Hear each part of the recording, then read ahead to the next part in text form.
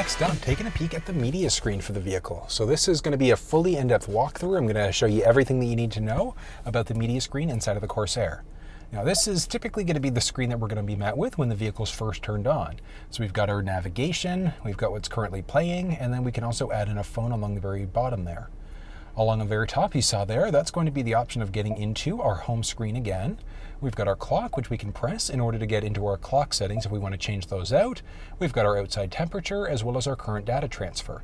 So as of right now, we don't have anything connected. So we're not connected to Wi-Fi or anything like that, which is why there's nothing currently showing there. But if we were connected to a Wi-Fi network at home, that would show up as an available option there. But let's go through kind of line by line. I'll show you everything you need to know about every option. Starting off with our audio tab along the very bottom left, we've got a series of options for sources.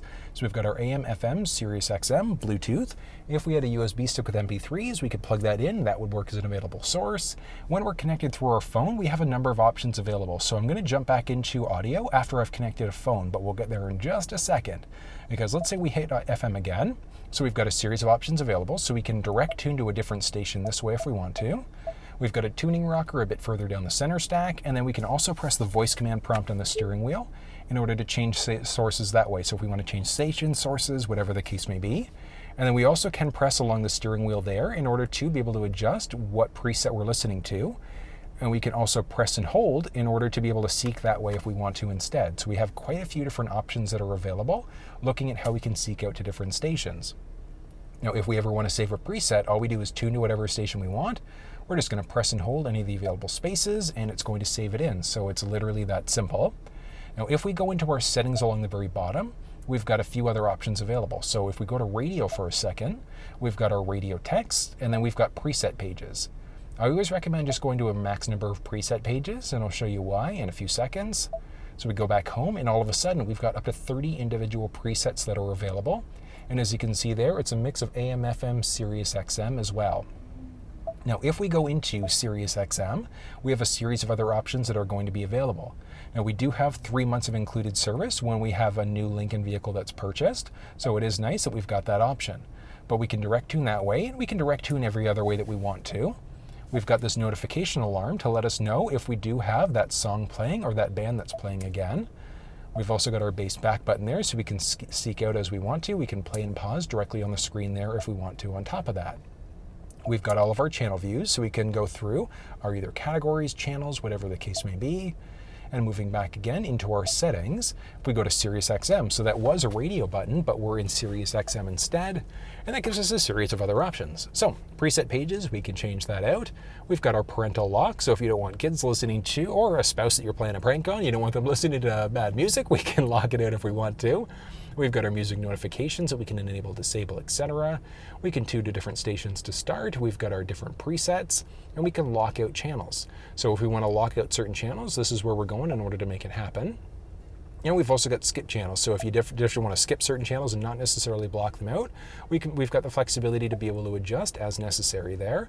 And like you see there, quite a few different options that are available. If you're a heavy SiriusXM user, you've got some great options available there.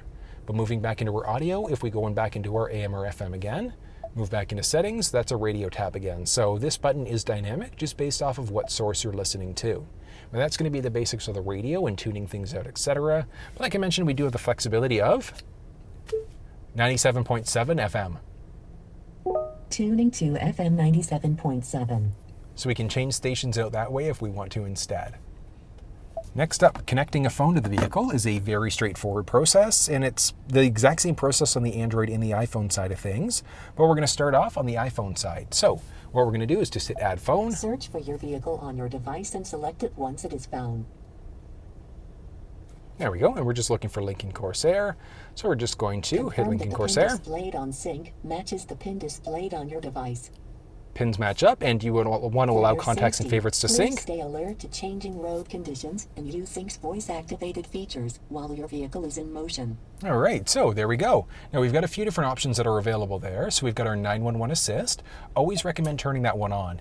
One of the big benefits there is that if we are connected over Bluetooth, if we're ever in an accident and the vehicle recognizes it, it's going to automatically dial 911 for us.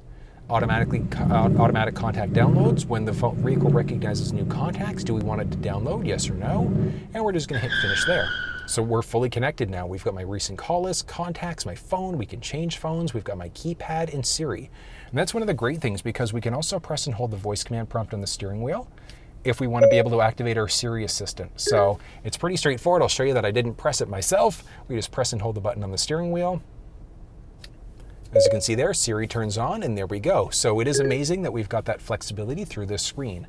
But that's the basics of setting up a phone. Now, if we go back into audio for a second and we look at sources, we've got my phone connected, but we've got Live One, which is a radio app. So certain apps will work directly through this middle screen. I know that Pandora is another radio app that will work, but Spotify, you have to connect over Bluetooth and just stream audio that way. You unfortunately don't have the flexibility of looking at that as an entertainment source, and it's the same way as YouTube.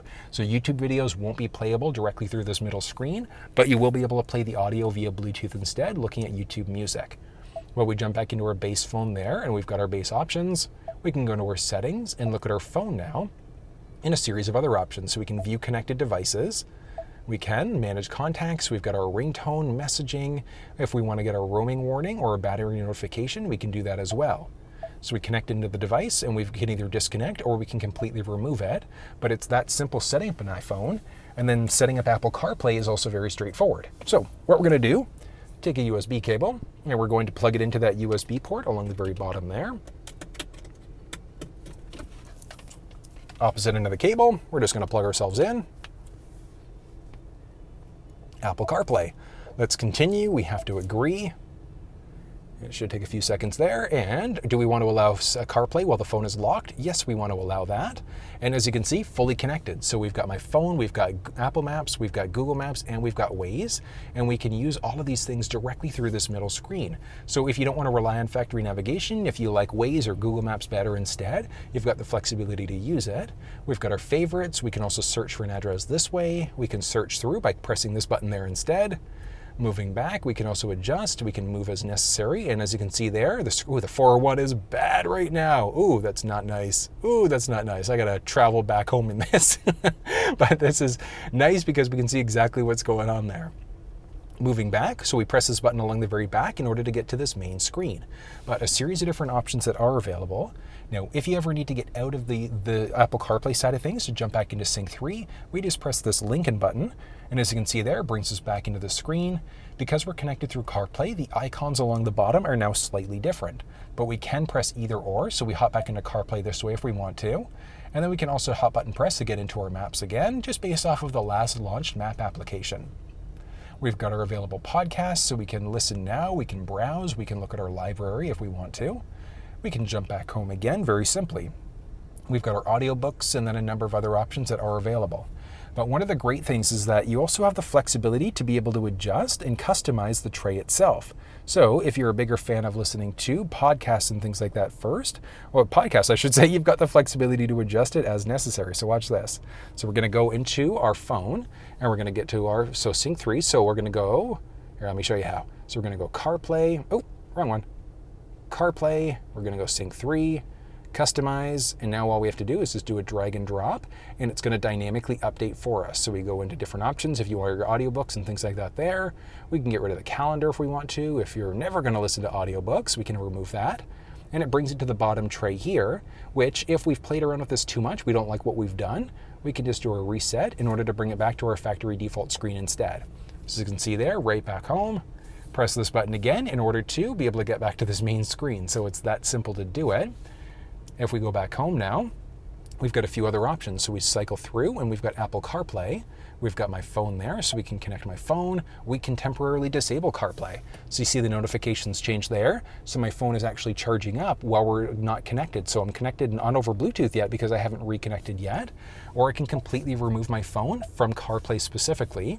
Now if we jump back into phone again, it's launched me right back into my phone there. So it has reconnected me over Bluetooth, and we can see all my different contacts and things like that. So in order to remove a phone, it's also straightforward. So if we're on our phone button there, no way to do it through this screen. We just go settings, we scroll across to our phone, we view devices, we connect to my phone, and then we can disconnect or we can completely remove it. But I'm just going to leave it connected for now, just for this specific test. But it's that simple to be able to connect an iPhone to the vehicle. No, Setting up an Android device is the exact same process, so very straightforward.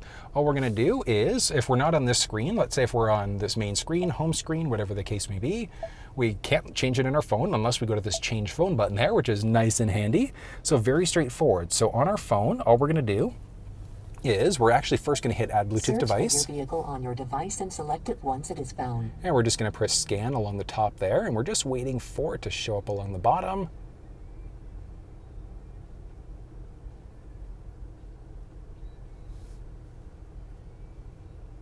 There we go. So we've got our Lincoln Corsair, and we just connect through. So we just press the button there.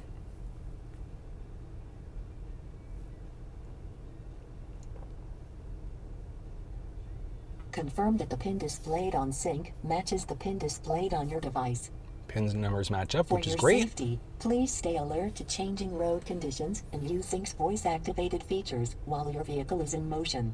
Okay, so that's straightforward. So we can allow access to messages, which I'm going to deny for now, and we can now set it as a favorite phone. So if you've got multiple phones connected, you can set one of them as the favorite if you want to.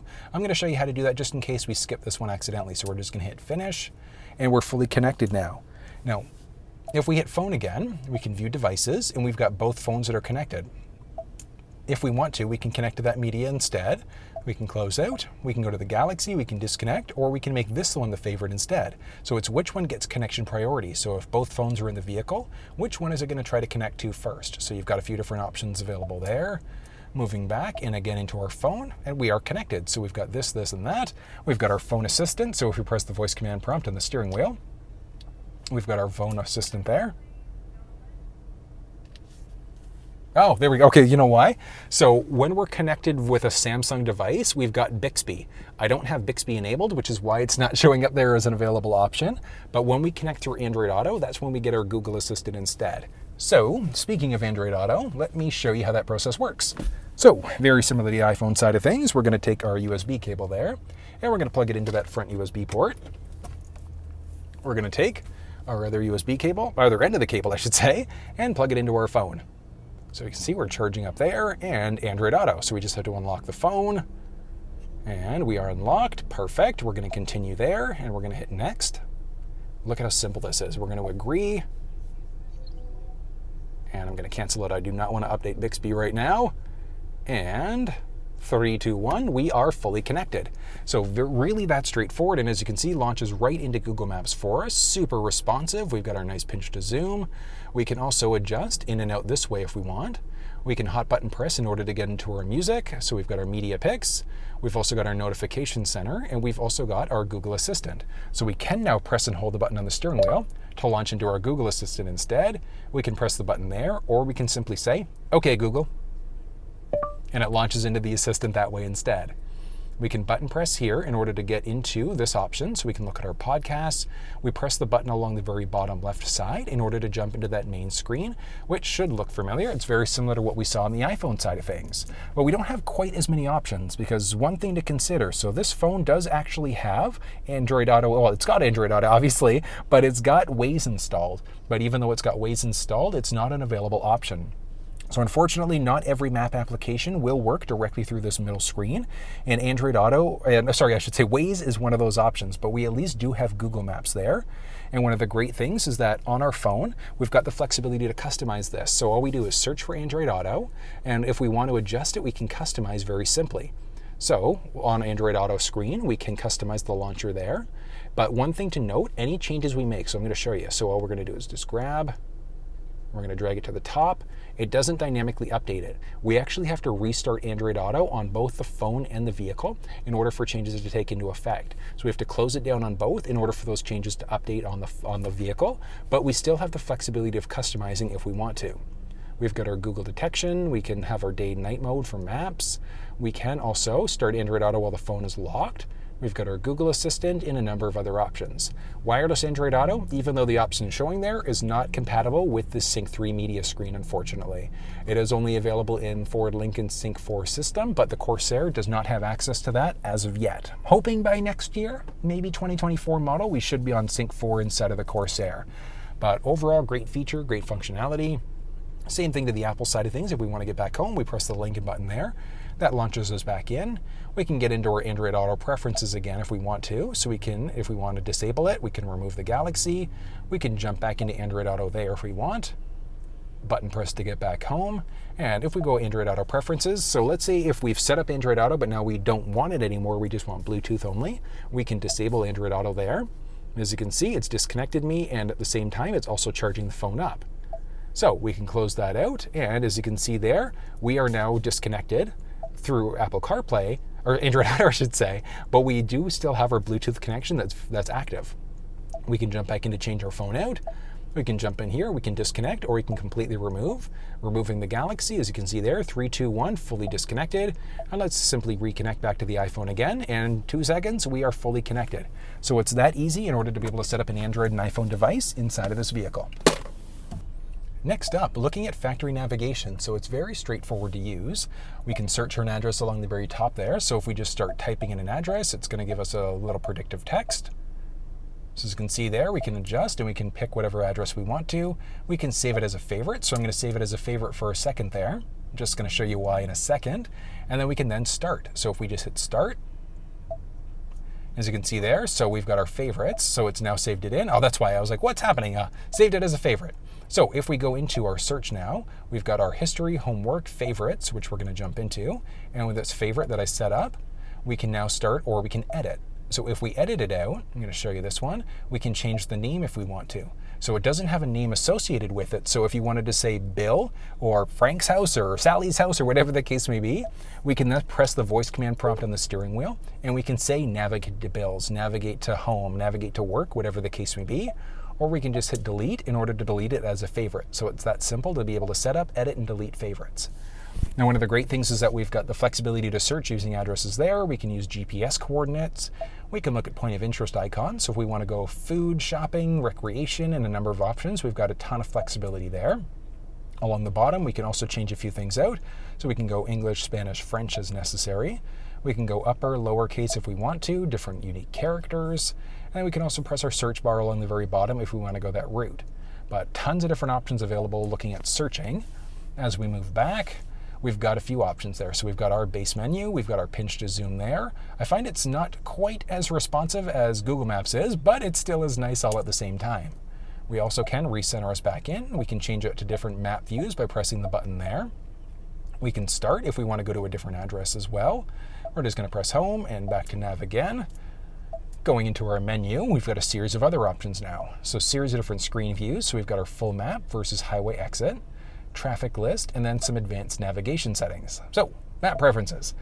We've got our 3D city model, breadcrumbs. I want you to think Hansel and Gretel. So as we take different routes, it's going to leave a breadcrumb letting us know places that we've gone, which is kind of neat.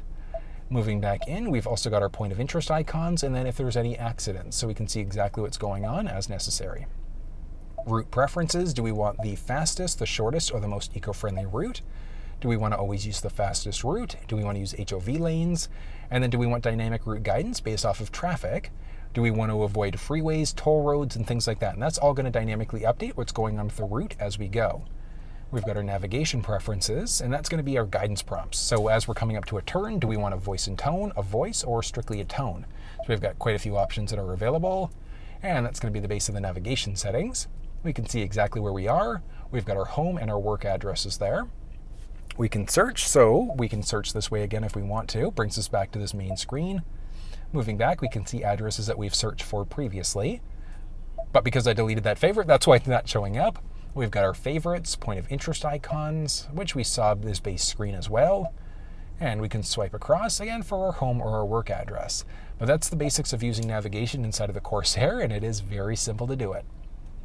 Moving into our app screen next, we've got a series of different options that are available. We've got the Lincoln Way app, which on our phone would give us the flexibility of remote starting and things like that directly on our cell phone. So it's very straightforward to do. We've got our Find app options, and then we've got our settings screen, which gives us a ton of settings that are available. Starting off, we've got our sound, so we can change out our treble, mid-range, bass. Something like this is typically going to give us good sound. We can change out the balance and fade if we want to. So balance and fade change out. We can adjust as necessary. So if there's multiple people in the vehicle, we can adjust there. We can reset it to bring it back to center, or we can have it focus strictly on the driver instead. Moving back and down, we've got our speed compensated volume. So as we start driving a little bit faster, do we want it to adjust the volume? Yes or no? Occupancy mode, is it going to be for all seats or just the driver? And we've got our clock, which I showed you earlier. We can either press the clock along the top or just the clock button there instead. That's going to launch us into this clock menu. We can change between hours, AM, PM, hours, minutes. If we want the military time, we can change that out instead. We can automatically adjust for daylight savings time and a few other options. Oh, and moving back, we've got our Bluetooth, so we can toggle our Bluetooth system on or off. We can add in other devices, or we can see connected devices. Back again, we've got our phone settings there, so we can view devices, and we've already seen all these settings when we were looking through the phone. Tons of different general settings available, so we can change between English, Spanish, French, Celsius, Fahrenheit, kilometers, liters per 100. The touchscreen beep we can disable. If you're selling your Corsair, you can reset it 2 different ways. So you can either do the Lincoln Way reset, so if your phone's acting up, giving you issues, you can do a reset there. And this is connectivity thing, so if you need to boot people off your Lincoln Way app, we would go there. Or if you're selling the vehicle, we just do a master reset to bring it all back to a factory default instead. We've got radio, which we saw earlier, that's dynamic depending on which source we're using. And then a series of different driver assistance settings. So 3 different types of cruise control. We've got our normal, adaptive, and then intelligent. Intelligent takes the adaptive to the next level. So we set a tolerance level there. So let's say it's at, 2 kilometers an hour. So if, let's say, the speed is 80 kilometers an hour and it drops down to 60 kilometers an hour, it's going to adjust us 18 kilometers an hour because we've set a tolerance of 2. So it's automatically going to adjust us as necessary. Our lane keeping system works 3 different ways. So we've got either our alert, which is going to give us a little bit of a steering wheel shake, our aid, which is going to nudge us back into our lane, our alert and the aid, which is going to do both. And then, it's the intensity of the steering wheel shake. So do we want a high, normal, or a low shake? Pre-collision assist with some great options, so we can get it to actively brake for us. So if the vehicle senses a potential collision, it's going to brake. We can turn that off if we don't want it. Evasive steering, if the vehicle senses a potential collision, it's pretty much going to turn the car into like a hypersensitivity mode, so we can get out of a potential wave of an obstacle very easily. And then the sensitivity to that system. We've got speed sign recognition, our rear view camera, a few options. So we've got our parking aid, which as we shift into reverse, so as we start to get closer to an obstacle, it's going to let us know, and we can also, if we want to, get rid of that enhanced aid, and we can also have the rear camera delay. So if we've got our rear camera on, drive forward, it's going to keep the camera on for a few seconds longer. Our blind spot system lets us know if anybody's entered the blind spot on either side of the vehicle. So our side view mirrors are going to highlight orange. There's a little piece there that's going to highlight orange, letting us know. Cross traffic alert, so if somebody's coming perpendicular, the vehicle is going to let us know of a potential collision. And then a reverse brake assist. So as we go to back up, if there's an obstacle behind us that we haven't seen, the vehicle is going to brake for us automatically, which is amazing.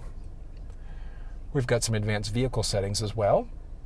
So 30-minute max idle. If you're ever taking your vehicle into, let's say, a drive-in movie theater, you want to make sure that you turn this setting off so the vehicle is just going to constantly run. You can adjust as necessary. Rear occupant alert. So when we go to turn the vehicle off, we're going to get a little message letting us know to check the back seats.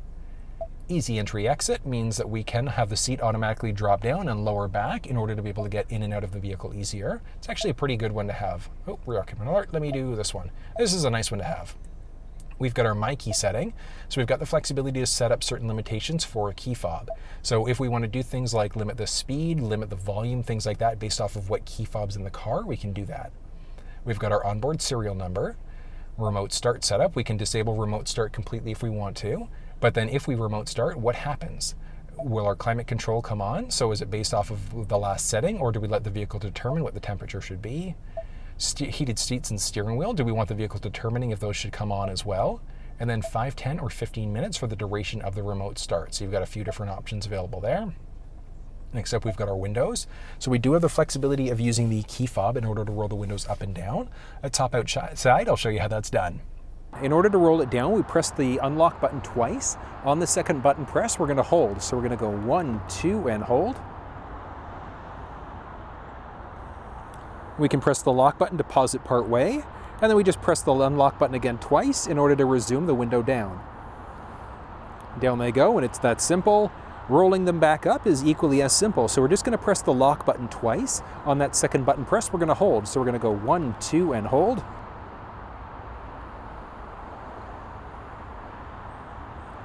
Up they go, and it really is that simple.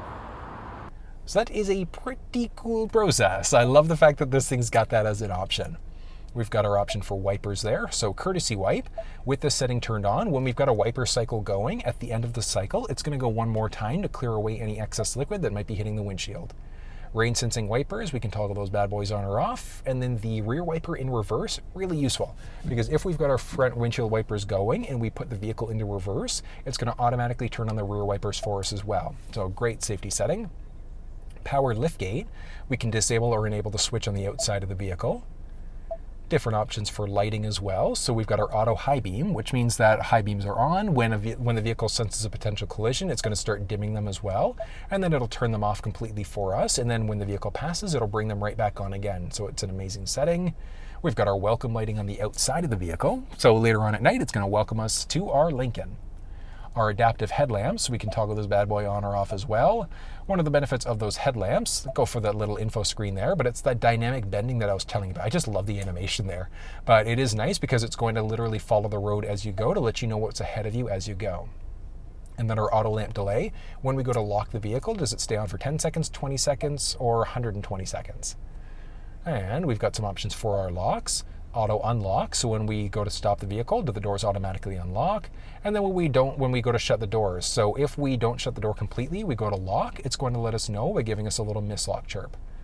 And we've also got our exterior light feedback. Same idea, if we don't have our exterior lights turned off, it's going to let us know. Remote unlock, when we do that, do all doors become unlocked, or is it just the driver's door? So a matter of safety there. And then our intelligent access, so that we don't have to use the key fob, so unlocking using the fob. With our intelligent access enabled, we just wouldn't have to do that anymore. We can just walk up, slide our hand in behind the door handle, it's going to unlock for us. And that's the basics there. We've also got, our mirrors. So we do have power folding side view mirrors, so we can have it auto fold for us automatically when we go to press the lock button on the vehicle. And then, I already saw that one. Then we've got our door keypad code.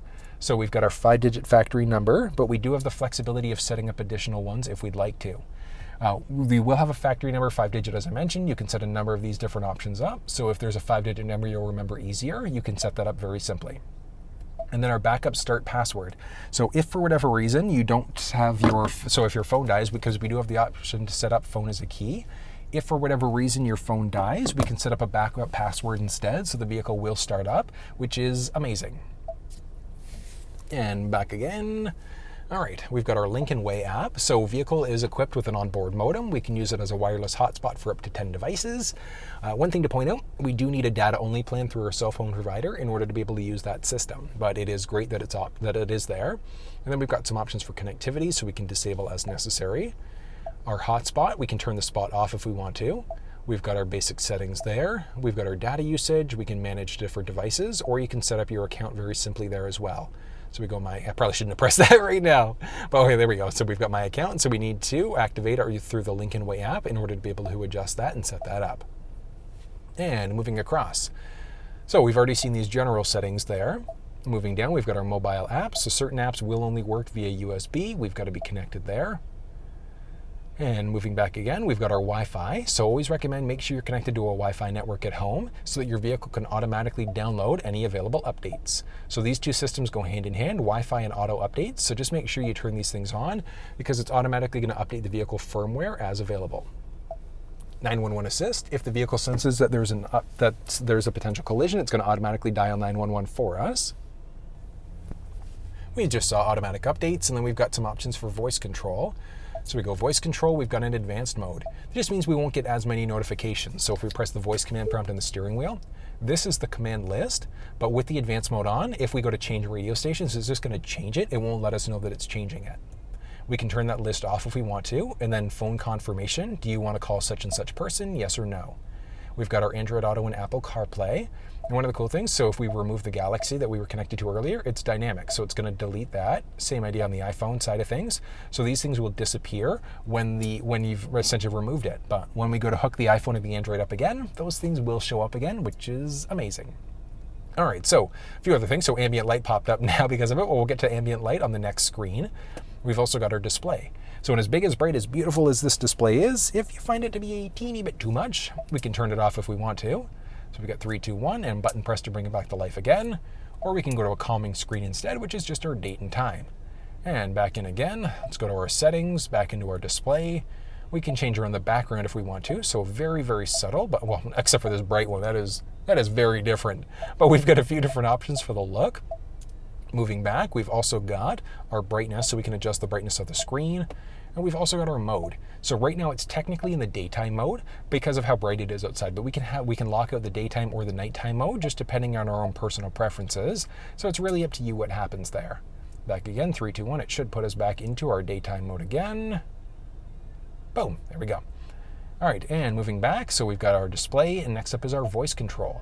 So we saw that one earlier, series of different options, and then we've also got our Valet mode. So Valet mode, what that's going to do is let us enter in a 4-digit number, and that's going to lock the screen out. So if you've got a valet driver, you want to lock the screen out so they can't look through addresses and previously done destinations. So you can see there, it's locked everything out for us.